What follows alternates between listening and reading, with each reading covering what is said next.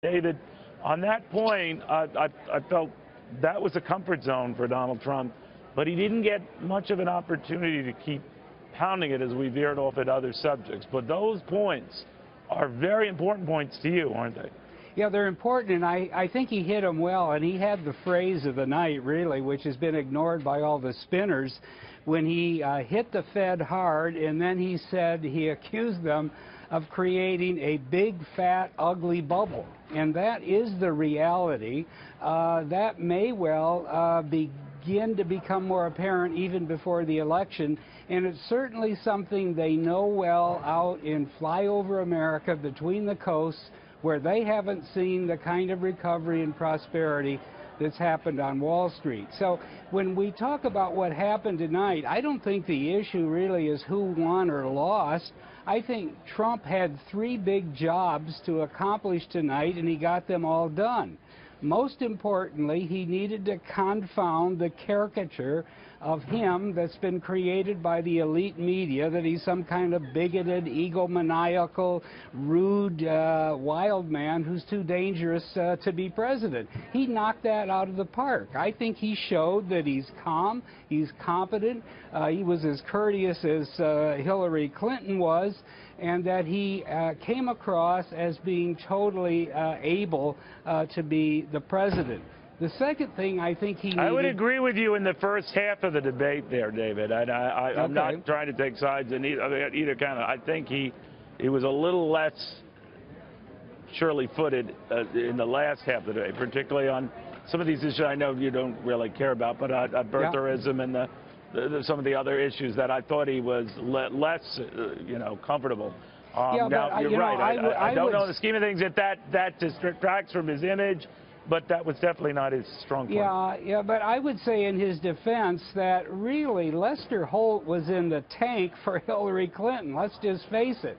And when he insisted on going back to when were you against the war in Iraq, exactly what moment in day, I think he had to make it very clear that that was a huge mistake, that he was against it, and that Hillary, representing the status quo policy and all these failed wars we've had from then through Libya and the mess that is in the Middle East today, he hit the nail right on the head. He said... No, I think you raised a good point there. The mainstream media has come away saying he never was against this war, expressed reservations about this war. Now, the one interview that we pulled with me, and there were others I could mention, but he had serious reservations of it and said that President Bush should be focusing more on the economy.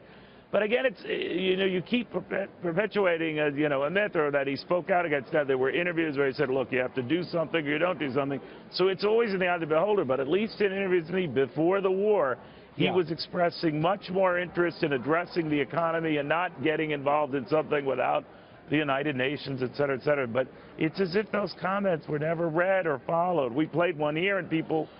just for emailing me, we doctored the tape. I don't know what to say. Well, no, but I think my point was that he had to make clear this election is a referendum on 30 years of status quo, failed wars, soaring debt, and a failing economy that's failed most of the country other than the bicoastal elites.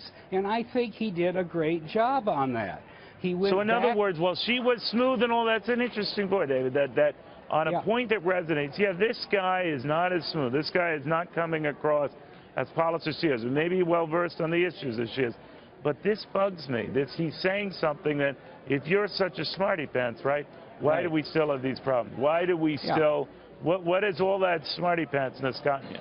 Yeah, and I think the thing he had to do is hit the fact that the U.S. economy is in bad trouble, that it's not this fantasy land recovery and success story that Obama talks about, that the Fed wants you to believe, that Wall Street urges you to embrace, and that Hillary started off the evening by saying, isn't it wonderful how much we've got done and we have to do more of the same.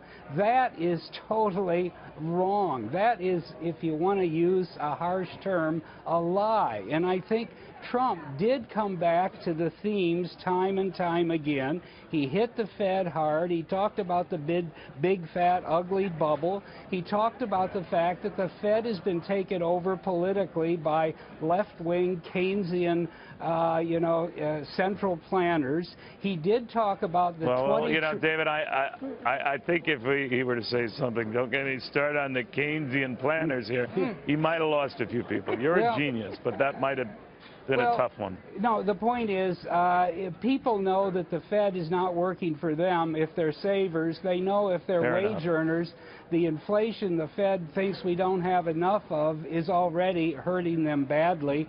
He hit the point that we have $20 trillion of debt. The country is damn near bankrupt when you consider where we're going and how big the deficit is now and will become the next time we have a recession.